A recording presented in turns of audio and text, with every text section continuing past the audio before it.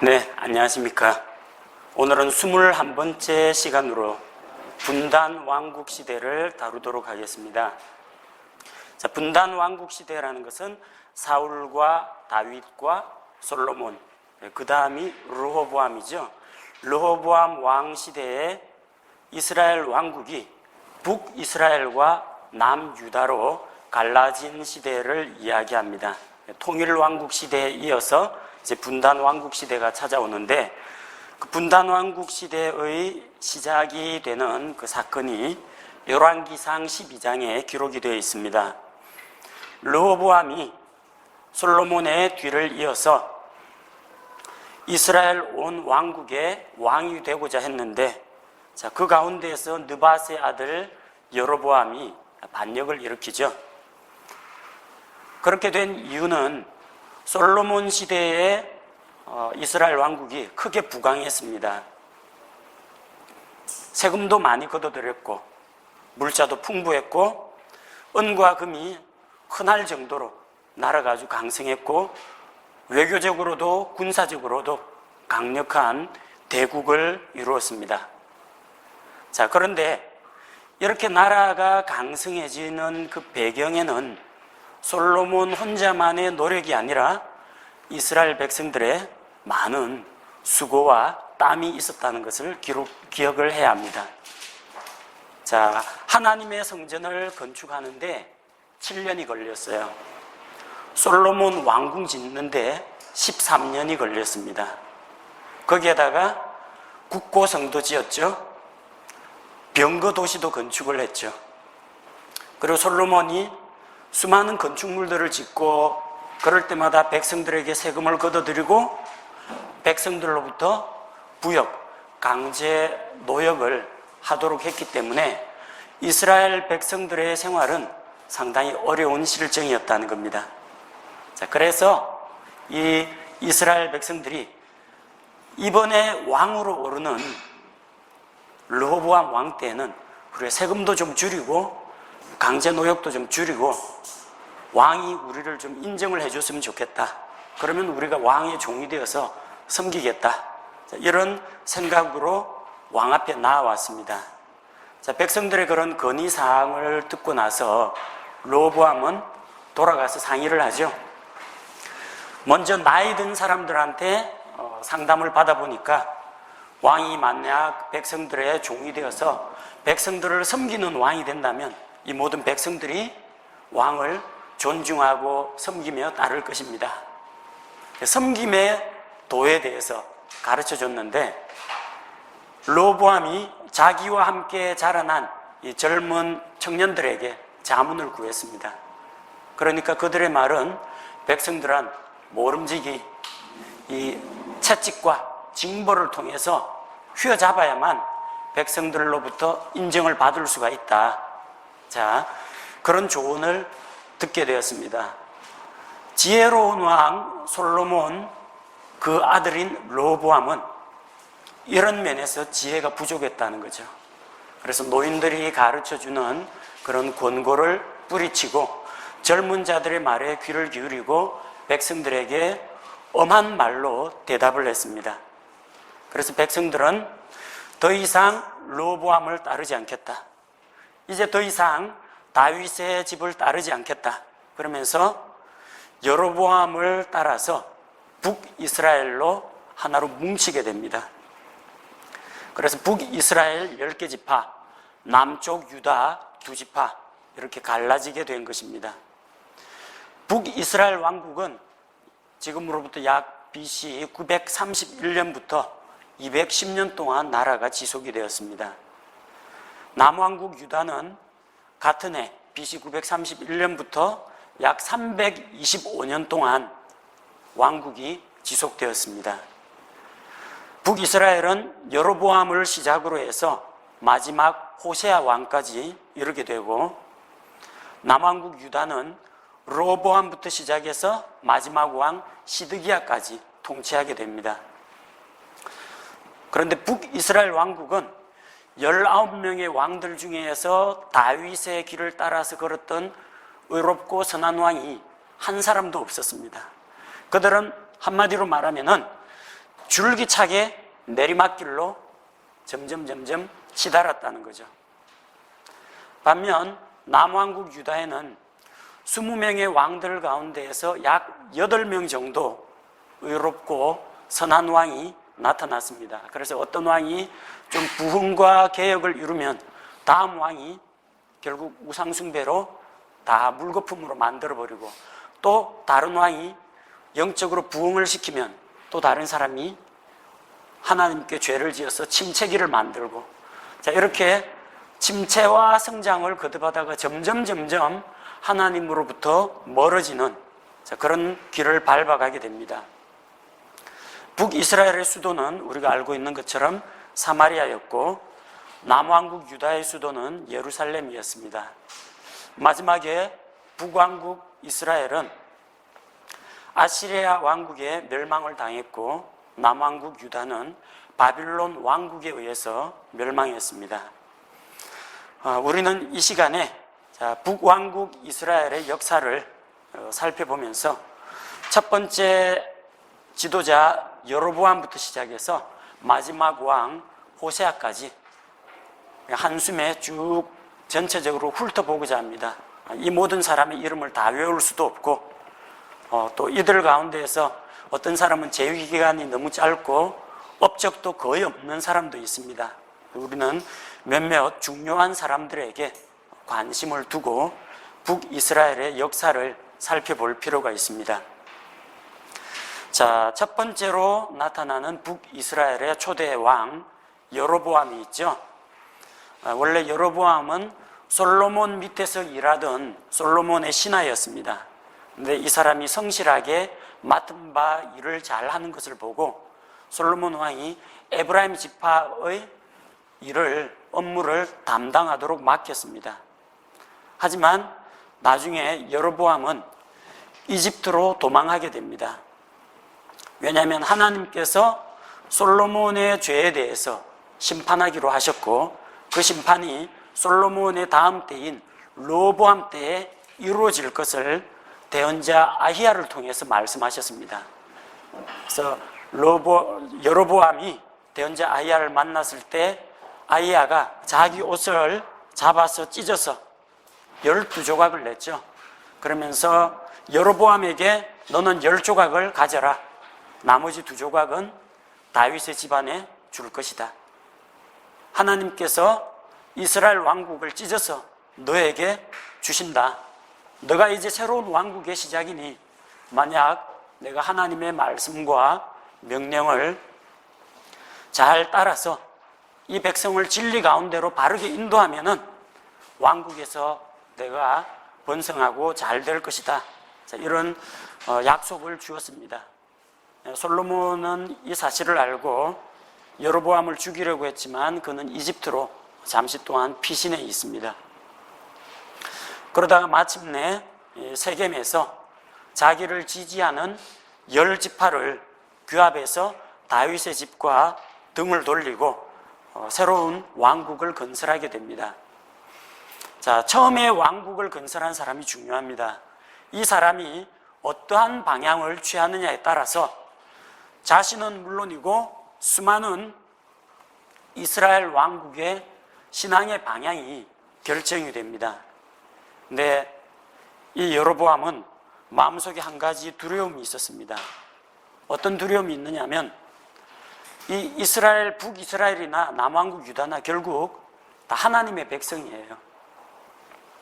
그럼 명절이 되면은 반드시 예루살렘에 모여서 하나님께서 주신 처소에서 예배를 드려야 되는데, 그러면 북이스라엘의 10개 지파 백성들이 전부 다 예루살렘으로 간단 말입니다.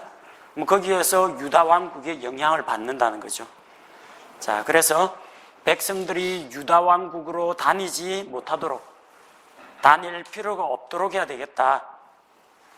자, 그런 생각에서 우상을 만들었습니다. 여로보암이 백성들을 이스라엘 땅에 붙잡아 두기 위해서 어떤 일을 했느냐면 베델과 단에 금송아지 우상을 만들었습니다. 이 금송아지 우상은 이스라엘 백성들이 이집트 땅에서 나왔을 때 만들었던 바로 그 우상입니다. 오늘날 많은 이방 종교에서 소를 신성한 어떤 존재로 섬기고 있고, 또 그리고 사탄 숭배하는 이런 사람도 소의 형상을 숭배합니다. 그룹의 형상이 소의 형상이기 때문에 타락한 루시퍼를 숭배하는 사람들은 다 이 소의 형상을 숭배합니다. 그리고 하나님께서 세우지 않은 그 땅에 있는 지극히 비천한 자들을 제사장으로 임명을 했어요. 또 이스라엘과 절기도 비슷하게 만들었습니다. 이스라엘은 7월 달에 절기들이 몰려 있어요. 나팔절, 속죄일, 장막절 이게 몰려 있는데, 여로보암은 8월 15일에 명절을 전응하고 거기에서 우상에게 희생물을 드리는 그런 종교를 만들었습니다. 자, 그렇게 비슷하지만 다른 종교, 비슷하지만 이건 아니다, 사이비라 그러죠. 그런 사이비 종교의 교주가 된 겁니다. 자기만 그랬느냐? 수많은 사람을 죄와 타락의 길로 몰아갔다는 겁니다. 자, 하나님께서는 유다 땅에서 어떤 이름을 알 수 없는 한 대언자를 보내가지고 하나님의 사람이 베델에 와서 그 우상의 제단에 대해서 선포했습니다. 제단이 갈라지고 그 위에 있는 재가 쏟아질 것이다. 여로보암이 손을 내밀어 가지고 제자를 잡으라고 하는데 손이 마비가 되었습니다. 또 먼 미래에 유다 땅에서 한 의로운 왕이 나타나서 이스라엘에 있는 금송아지 제단을 다 허물고 그 위에 제사장들의 뼈를 불사르고 단을 더럽게 할 것이다. 그런 대언의 말씀을 선포를 했습니다. 자, 이런 당일에 이루어지는 그런 표적들을 보고 여로보암이 이제 그가 하나님의 사람이라는 것을 알고 대접을 하고자 했지만 이 사람은 아무런 대가도 요구하지 않고 다시 유다 땅으로 돌아가려고 했습니다. 그런데 여기 베델에 있는 한 늙은 대언자가 거짓말로 유다에서 온 하나님의 사람을 속여가지고 음식도 먹고 물도 마시게 했죠. 그렇게 해서 범죄하게 만들었습니다. 분명히 여기 베델에 늙은 대언자가 있어요. 하지만 하나님께서는 베델에 있는 늙은 대언자를 쓰지 않으셨습니다. 유다 땅에서 대언자를 불러왔어요. 이 사람이 만약 정말 하나님의 대언자라면 단과 베델의 금송아지 우상이 세워지는 걸 볼 때 여로보암 왕을 책망했어야 합니다. 책망해가지고 죽임을 당하든지 쫓겨나든지 그래야 되는데 나이가 늙도록 무사하게 잘 살고 있습니다. 뭘 말합니까? 눈 감아주고 모른 척하고 타협을 했다는 겁니다. 그러니까 베델에 대언자가 있어도 하나님이 쓰실 수가 없는 거예요. 유다 땅에서 대언자를 불러오신 겁니다. 하지만 이 대언자는 늙은 대언자에게 속아가지고 하나님의 말씀을 어긴 죄로 자 결국은 사자를 만나가지고 죽게 됩니다. 이런 표적들이 일어났고 또한 여로보암의 아들은 하나님이 치심으로 큰 재앙으로 또 죽게 되었습니다. 여로보암 자신도 22년 동안이나 북이스라엘을 다스리다가 죽었습니다. 그리고 여로보암의 뒤를 이어서 여로보암의 아들 나답이 있는데 나답이 왕위를 물려받아서 2년 동안 통치했습니다. 하지만 하나님께서는 이미 여로보암의 집에 대해서 심판을 선언하셨기 때문에 여로보암과 여로보암의 아들들과 여로보암에게 속한 모든 자들이 죽임을 당하게 됩니다. 여로보암의 아들이었던 나답은 바하사의 반역으로 살해당합니다. 대부분 북이스라엘 왕국의 왕들은 재수명을 누리다가 죽은 사람이 별로 없고 반란이 일어나가지고 죽거나 재앙을 만나서 죽는 일이 많았습니다. 자, 바하사의 반역으로 살해가 되고 바하사가 대신해서 왕이 되었습니다. 말하자면 바하사가 여로보암의 집을 치는 하나님의 도구가 된 거예요. 이 하나님의 도구가 되었으면은 이제 하나님께서 기회를 주셨으면 자기가 왕이 되어서 잘못된 왕국을 바로잡아야 할 책임이 있습니다. 여로보암이 바로 그 책임이 있었던 거죠. 솔로몬과 르호보암이 잘못했다. 솔로몬의 우상숭배를 버리고 여로보암이 우상숭배하지 않는 올바른 신앙 왕국을 만들었어야 했습니다. 근데 다윗 왕국에 타격을 준 그런 도구는 되었지만 자기 자신 역시 우상숭배의 죄에 솔로몬 책망하기 위해서 세운 사람인데 솔로몬과 마찬가지로 우상숭배에 빠졌다는 겁니다. 바사 역시 여로보암의 집안을 치는 사람이었지만 그가 하나님 앞에서 바른 길을 걷지 않았습니다. 바사는 유다 왕 아사와 싸워서 라마라는 도시를 건축했고 또 사람들이 예루살렘에 오가는 것을 막기 위해서 예루살렘과 교역을 단절시키려고 예루살렘 봉쇄 작전도 주도했던 사람입니다. 자, 그는 약 24년 동안 왕위에 올라서 다스렸습니다. 그리고 바사의 아들에게까지 그 왕위가 물려졌죠. 바사의 아들이 엘라인데 엘라가 역시 2년간 통치했습니다. 자, 그러면 여로보암과 나답이 심판을 받았죠. 바사와 엘라가 심판을 받았죠. 자, 바사 역시 하나님의 도구였지만 바사와 엘라 역시 똑같이 심판을 받습니다. 누구에게? 이번에는 시므리가 반역을 일으킵니다. 자, 도구가 도구로서 제 기능을 하지 못할 때 역시 하나님께 버림받는 것을 볼 수가 있어요.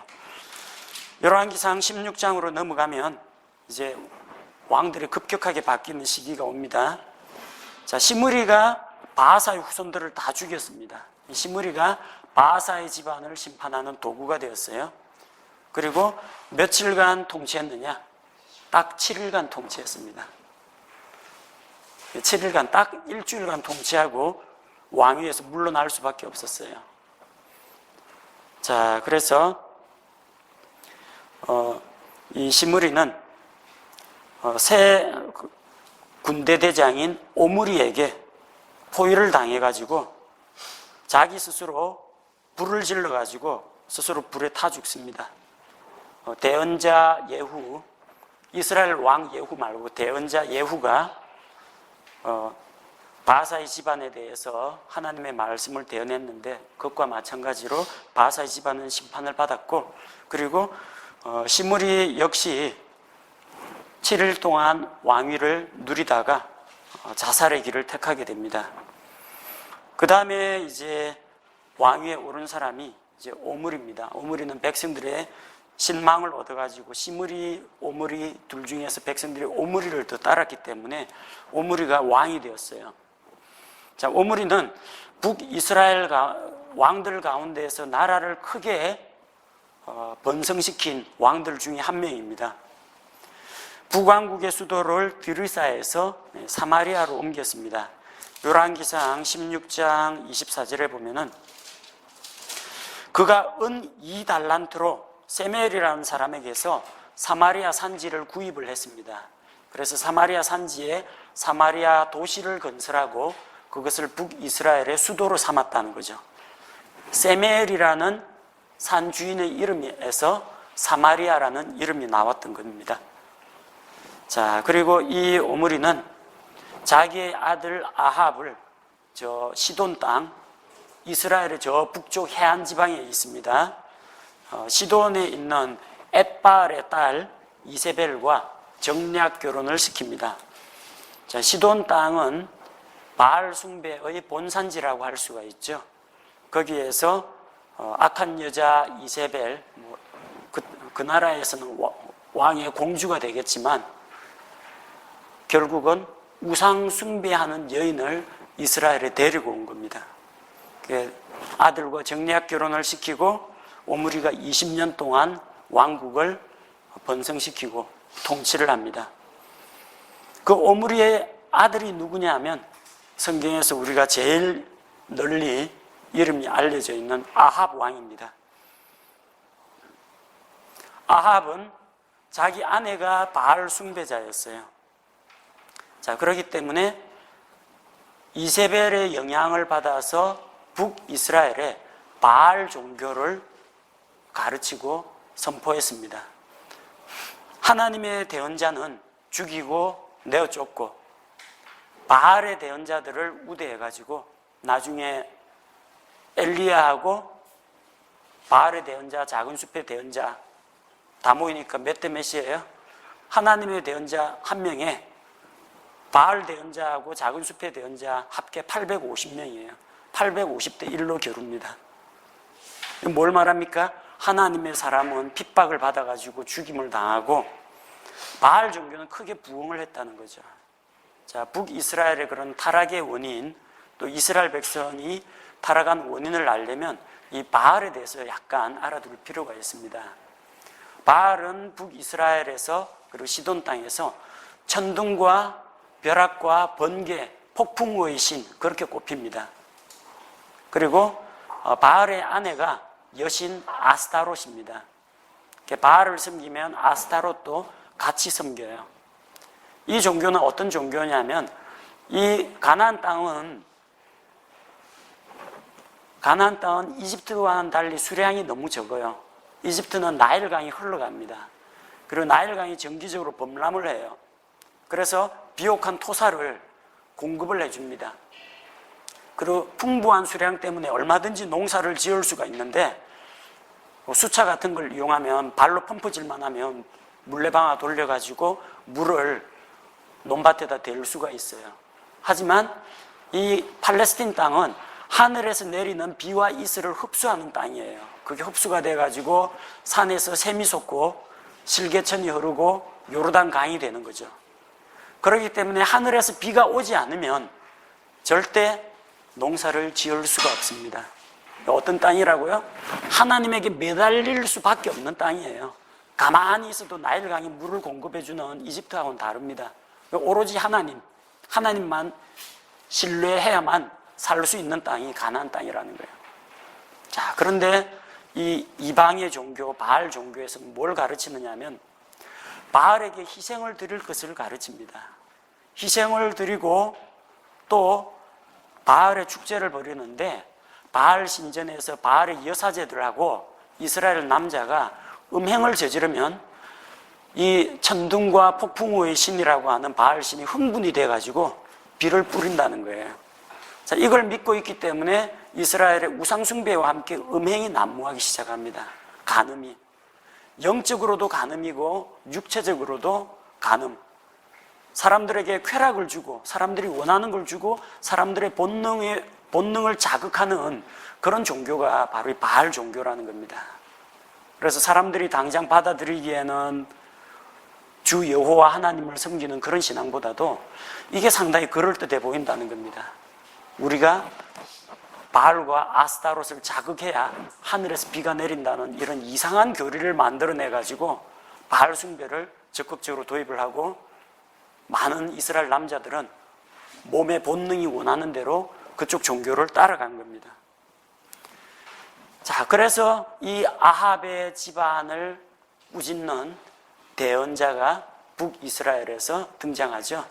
디셉 사람 엘리야가 나타나서 아합의 우상숭배에 대해서 책망을 하고 이스라엘 백성을 하나님께 돌이키기 위해서 또 아합이 죽은 이후에 또 엘리야가 죽은 이후에 그 다음 대를 이어가지고 또 악한 왕이 일어나면 하나님이 엘리사를 보내가지고 아합의 아들인 그 아합의 후손들 여호람 왕 그 시대의 엘리사를 통해서 이스라엘 백성들을 돌이키기 위해서 무진 애를 쓰신 것을 볼 수가 있습니다. 자, 이 아합은 북이스라엘뿐만 아니라 남쪽 유다를 집어삼키고자 하는 그런 속셈을 가지고 있었어요. 그래서 아합과 이세벨 사이에서 난 딸이 있습니다. 아달랴라는 딸이 있는데 이 아달랴를 유다 집안에 유다 왕국에 시집을 보냅니다. 그래서 요람 왕하고 결혼하도록 만들어서 나중에는 이 아달랴가 여왕이 되어서 유다 왕국의 다윗의 씨를 멸하고 여왕 노릇을 하는, 그래서 북이스라엘의 종교가 남쪽 유다에도 퍼지도록 정치적인 동맹뿐만 아니라 종교 통합 운동을 주도한 사람이 아합과 이세벨이라는 겁니다. 자기들뿐만 아니라 하나님을 신실하게 믿는 남유다 왕국을 집어삼키고자 하는 그런 속셈을 가지고 결혼동맹과 군사동맹을 맺었습니다. 아합은 그 아내에게 부추김을 받았어요. 아합은 자기 자신을 죄에게 팔아서 하나님께 반역한 사람인데 그 배후에는 이세벨이 있었다, 그렇게 성경이 기록하고 있습니다. 물론 대언자 엘리야의 책망을 듣고 일시적으로 베옷을 입고 고개도 숙이고 겸손히 하나님 앞에서 일시적으로 행하긴 하였지만 결국 완전히 돌이키지 않았기 때문에 시리아와의 전쟁터에서 전사를 하게 됩니다. 자, 아합과 이세벨의 아들이 아하시아입니다. 자, 아하시아는 2년 동안 통치했는데 이 아하시아는 아버지를 본받아서 남쪽 유다 왕국의 여호사밧과 동맹을 맺습니다. 그래서 공동으로 해상 무역 상단을 조직하려고 에시온 게벨에서 배를 건조합니다. 그래서 배를 건조해서 공동으로 저기 오빌 땅에 가서 금을 실어 오려고 계획을 했습니다. 하지만 그게 하나님께서 치심으로 실패로 돌아갔죠. 그리고 한 번 더 제안을 했는데 이번에는 유다 왕국에서 거절을 했습니다. 북이스라엘하고 제휴하는 것이 옳지 않다, 그렇게 깨닫고 이 아하시아는 사마리아의 다락방에 있는 그 격자창에서 떨어져 가지고 병들었다가 앓다가 죽음을 맞이하게 됩니다. 그 다음에 이제 여호람이라는 왕이 있는데 비슷한 이름이 이스라엘에도 있고 남유다에도 있기 때문에 혼동을 하면 안 됩니다. 유다 왕국의 여호람이 아니고 아합의 아들 여호람입니다. 아하시아도 아합의 아들이고요, 여호람도 아합의 아들입니다. 왜냐하면 아하시아가 왕위에서 다스린 지가 2년이라고 그랬죠. 그러니까 2년 만에 다락에서 떨어져서 갑자기 죽었기 때문에 아직까지 그 아이가, 왕의 아이가 성장하지 못한 상태이기 때문에 그 형제인 여호람이 형제로서 대신 통치한 겁니다. 그래서 12년 동안 통치합니다. 여호람 역시 아시아와 동일시대 인물이기 때문에 여호사밧과 동맹을 맺습니다. 자, 동맹을 맺고 모압과 싸우려고 하죠. 싸우려고 하는데 자기 연합군대가 이스라엘과 유다가 연합해가지고 에돔을 치려고 하는데 물이 떨어진 거예요. 적에게 가까이 가기도 전에 목말라서 죽을 지경인 거예요. 병사들 뿐만 아니라 가축들, 말들까지 다 죽을 위기에 처했습니다. 자, 그럴 때 대언자 엘리사의 도움을 받습니다. 여호람을 생각해서는 엘리사가 나타나고 싶지 않은데 아합과 이세벨의 아들이니까 왜 나를 부릅니까? 당신 아버지와 어머니의 대언자, 그 바알 대언자한테 가십시오. 그러는데 간청하니까 옆에 있는 유다 왕 여호사밧의 얼굴을 봐가지고 도움을 주죠. 그래서 하나님의 말씀을 대언을 하는데 사람의 손으로 하지 아니하고 물이 흘러나와서 이 넓은 땅을 가득 채울 것이다, 그렇게 말씀하였고 과연 그와 같이 물이 채워져 가지고 이스라엘과 유다의 군사들이 모두 그 물을 마시고 살게 되고 다음날 아침에는 그 물이 햇빛을 받아가지고 뻘겋게 되어 있으니까 어떻게 해요? 에돔 족속들이, 모압 족속들이 틀림없이 이스라엘과 유다 왕국에 분열이 일어나서 자기들끼리 싸우다가 서로 상잔했을 것이다. 그래서 노력하러 가자 하고 일제히 달려나갔다가 이스라엘, 유다, 에돔 연합군에 의해 가지고 결국 모압이 패배하게 됩니다. 자, 그래서 이 엘리사 당시에 이 왕이 여호람이라는 겁니다. 또 엘리사는 여호람에게 여러 가지 도움을 많이 줬습니다. 시리아 군대가 매복을 하고 있으니까 어느 지역으로 다니지 마십시오 일러주기도 했고, 자기를 잡으러 온 시리아 군대의 눈을 어둡게 해달라고 하나님께 간구해서 그들을 사마리아 도시 한가운데로 유인하기도 했습니다. 또한 사마리아 성에 기근이 일어났을 때, 또 시리아 나병 환자 나만 장군이 이스라엘을 방문한 것도 바로 엘리사와 여호람 왕 시절에 있었던 이야기입니다. 자, 그 다음에 이 여호람 왕은 아합의 집을 치라고 명령하신 예후 장군에 의해서 죽임을 당합니다. 자, 하나님께서는 엘리사를 보내서 군대 대장인 예후에게 기름을 붓도록 했습니다. 그래서 하나님의 말씀이다. 아합의 집을 치라. 그리고 왕이 되도록 하셨습니다. 자그마치 28년 동안이나 예후가 이스라엘 왕 노릇을 했고, 또한 하나님의 의로운 심판을 드러내는 과정에서 이스라엘 왕 여호람과 또 유다 왕 아하시아를 죽이게 됩니다. 또 하나님께서 엘리야를 통해서 대언하신 말씀과 같이 이세벨과 아합의 아들 70명과 아합의 후손과 그 친구들까지도 하나님께서 다 죽이도록 하셨고, 바알 숭배자들을 계략으로 한 곳에 다 모아놓고 바알 숭배자들까지 모두 죽이는 그런 일을 합니다. 자, 이런 하나님의 도구가 되어서 이스라엘 백성을 그릇된 길로 가게 한 아합의 집을 치고 바알 숭배자들을 없앴기 때문에 하나님께서 너의 4대손까지 이스라엘 왕위에 오를 수 있도록 하겠다, 그런 약속을 주셨습니다. 자, 예후의 아들이 여호아하스입니다. 여호아하스는 17년 동안이나 이스라엘 왕국을 통치했습니다.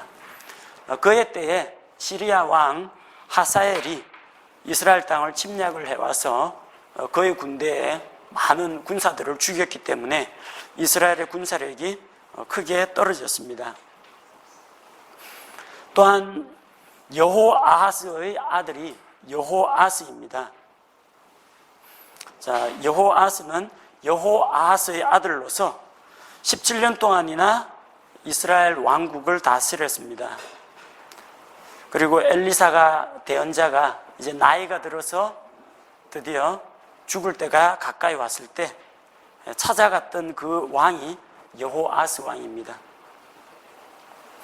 엘리사가 나이 들고 늙어서 죽으려고 하니까 찾아가서 내 아버지여, 내 아버지여, 이스라엘의 병거와 마병이여, 그렇게 부르짖었는데 엘리사가 말하기를 이제 하나님께서 구원의 손길을 이스라엘에게 주실 것입니다. 자, 그러면서 어떤 일을 시킵니까? 동쪽 창문을 열고 손을 왕의 손 위에 얹고 동쪽 창을 열고 활을 쏘도록 하죠. 이것은 주의 구원의 화살입니다. 동쪽에 누가 있어요?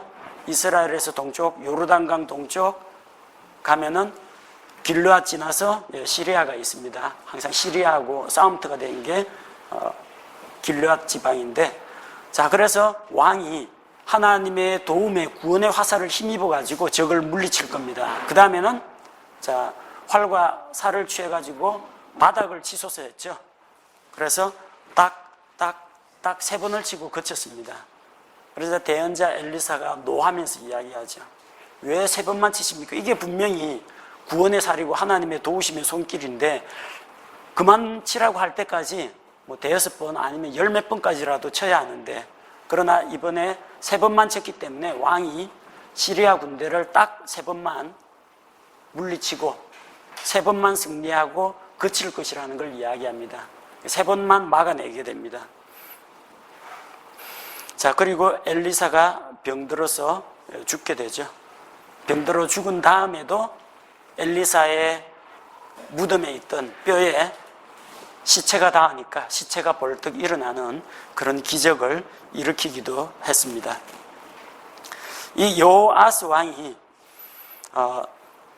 16년간 통치하는 가운데 국력을 좀 강하게 키웠습니다. 자기 아버지는 시리아 왕의 공격을 받아가지고 군사력을 많이 잃었는데 국력을 강하게 한 다음에 교만한 왕 유다 왕 아마샤를 물리쳤습니다. 아마샤가 주변에 있는 몇 개의 약소국들을 치고 나서 마음이 교만해져 가지고 북이스라엘 왕에게 이야기를 하죠. 오라, 우리가 대면하자, 우리 전쟁을 한판 붙자 이랬는데 여호아스가 아마샤를 물리치고 오히려 예루살렘 도시의 일부를 약탈하게 됩니다. 자, 여호아스 다음으로 여로보암이 또다시 한 번 더 나옵니다. 그래서 북이스라엘을 세웠던 그 여로보암, 금송아지 우상숭배를 도입했던 그 여로보암을 여로보암 1세라고 부르고, 지금 여기 나온 열왕기하 14장에 나오는 여로보암을 여로보암 2세라고 합니다. 열왕기하 14장에 보면은 사실 이 시기에 이스라엘의 국력이 그렇게 크게 강한 시대가 아닙니다. 강한 시대가 아님에도 불구하고 하나님께서 북이스라엘을 많이 도와주셨습니다. 그래서 여로보암 2세가 약 40년 동안이나 왕국을 다스릴 수 있도록 해주십니다. 자, 열왕기하 14장에 보면 어떤 사건들이 기록되어 있느냐면 24절을 보니까 이 여로보암 2세 역시 주의 눈앞에서 악한 것을 행한 악한 왕이었어요. 근데 25절에 보니까 대언자 요나가 나옵니다. 우리 소대언서에서 배울 텐데 고레배 속에 들어갔던 그 요나 이야기입니다. 그 대언자가 바로 이 시기에 활동했다는 겁니다. 아미떼의 아들 대언자 요나의 손으로 하신 말씀대로 그가 하맛의 입구에서부터 평야의 바다까지 이스라엘의 지경을 회복하였더라. 잃어버린 땅을 여로보암 2세 때에 회복하게 되는 일이 일어납니다.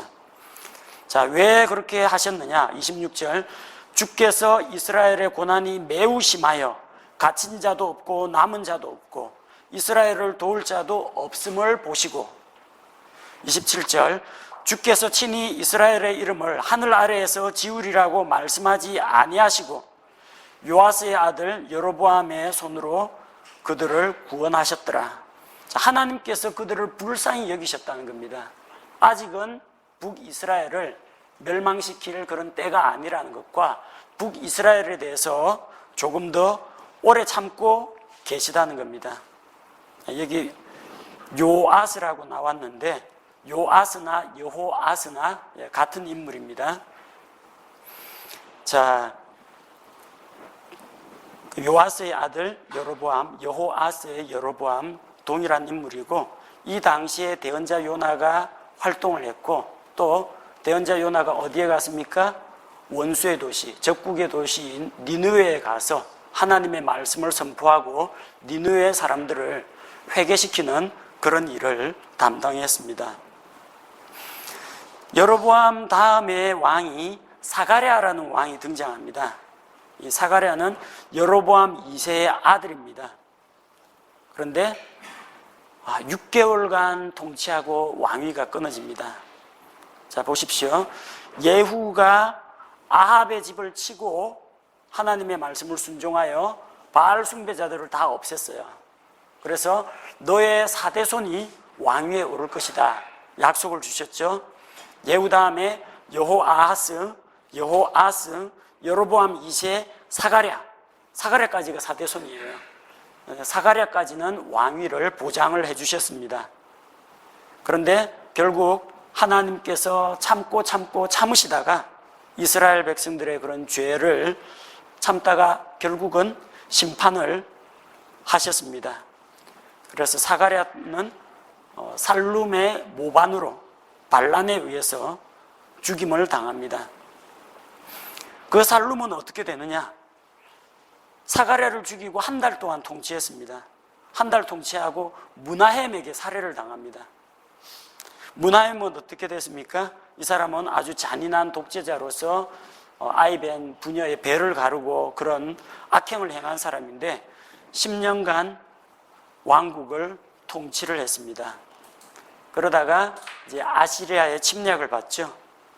아시리아 왕 불의 침략을 받고 은 1000달란트를 모아가지고 곡물로 바치고 자기를 떠나가도록 합니다. 그리고 므나헴은 그의 아들 부가히야에게 왕위를 물려주는데, 부가히야는 약 2년 동안 북이스라엘 왕국을 통치한 사람입니다.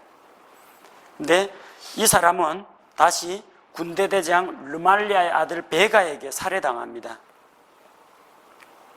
베가는 어떤 인물이었느냐? 이 사람은 아시리아 왕 디글랏 빌레셀이 이스라엘의 북부와 동부를 침략할 때의 왕입니다. 그래서 이 시기부터는 아시리아에 의해서 서서히 북이스라엘이 잠식되어 가던 바로 그때라는 겁니다. 디글랏 빌레셀이 쳐들어와 가지고 사마리아 사람들 잡아가고 또 이방 사람들을 사마리아에다가 살게 만들고 혼혈민족으로 만들고 그런 일을 할 때 있었다는 겁니다. 그리고 20년간 통치하다가 호세아에 의해서 살해를 당합니다. 그러니까 왕조의 정통성이 없어요. 내려오다가 반란과 배신에 의해 가지고 계속 왕조가 바뀝니다. 유다 왕국은 그래서 다윗의 아들 씨가 내려오는데, 자, 북이스라엘은 그렇지 못했다는 겁니다. 자, 호세아라는 이 왕이 북이스라엘의 마지막 왕입니다. 마지막 왕으로서 9년 동안 왕국을 통치했습니다. 그런데 아시리아 왕 살만 에셀의 침략을 받았습니다. 살만 에셀에게 무릎을 꿇고 그를 섬기기로 하고 조공을 바쳤는데, 나중에 어떤 마음이 들었느냐면 아시리아 왕에게서 벗어나는 길은 무엇인가? 아시리아보다 더 강한 강대국을 의지하자. 그래서 이스라엘 남쪽에 있는 이집트로 눈길을 돌렸습니다. 이집트 왕이 자기를 지켜줄 것이라고 생각하고 아시리아를 배반을 하고 이집트와 연합을 했습니다. 성경에 하나님께서 이집트를 미워하신다는 것을 볼 수가 있어요. 이집트가 이스라엘 백성들을 압제하던 그 민족입니다. 그래서 이집트의 압제하에서, 속박하에서 신음하는 이스라엘 백성을 구출해 내셨죠. 그게 유월절 사건 아닙니까? 그리고 이스라엘 백성을 구출해 내신 다음에 하나님이 뭐라고 하셨느냐? 너희가 다시는 이집트로 돌아가지 말라. 이사야 대언자도 분명히 이야기합니다. 유다 왕국이 힘들고 어려울 때마다 자꾸 이집트를 의지하니까 도움을 구하러 이집트로 내려가는 자들은 화가 있을 것이다. 그들은 말과 마병을 의지하고 주 여호와 하나님을 의지하지 않는다. 하지만 이집트는 그것을 의지하는 사람에게 상한 갈대 지팡이다. 의지하면은 이게 흔들흔들거리고 갈대 지팡이가 부러지면서 결국 사람을 찌르는 것이 된다는 겁니다. 그와 같이 호세아는 아시리아를 배반하고 이집트에게 붙었지만 결국 이집트가 그를 지켜주지 못했고 그의 반역은 실패로 끝나고 시리아 왕에 의해서 감금당하는 신세가 되었습니다. 그리고 아시리아에 의해서 북이스라엘은 완전히 멸망을 받게 됩니다. 이게 북이스라엘의 역사입니다. 수많은 왕들 이렇게 내려오는 가운데 하나님을 믿고 의지하는 선한 왕이 한 명도 없다라는 것이 참으로 놀랍습니다.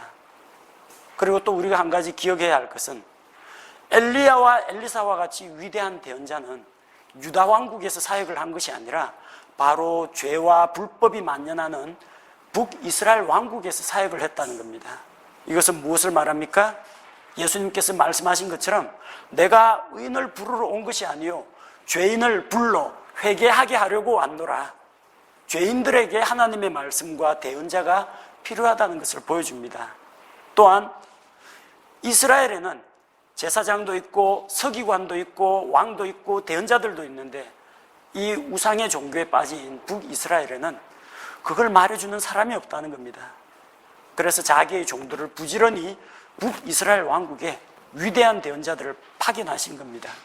이것은 죄인들을 놓지 않으시고 죄인들이 회개하고 돌아오기를 정말로 간절히 기다리시는, 얼마 동안 210년 동안 기다리고 계시는 하나님의 안타까운 사랑과 오래 참으심을 보여주는 역사적인 기록이라고 할 수가 있습니다. 만약에 그런 대언자가 없었다면 하나님 앞에서 우리는 듣지 못했습니다. 알지 못했습니다. 변명할 사람이라도 있겠지만 온 이스라엘에 북이스라엘 왕국에 주의 말씀이 선포되지 않은 곳이 없다는 겁니다. 그럼에도 불구하고 말씀에 귀 기울이지 않고 돌이키지 않는 사람은 돌이키지 않는다는 겁니다.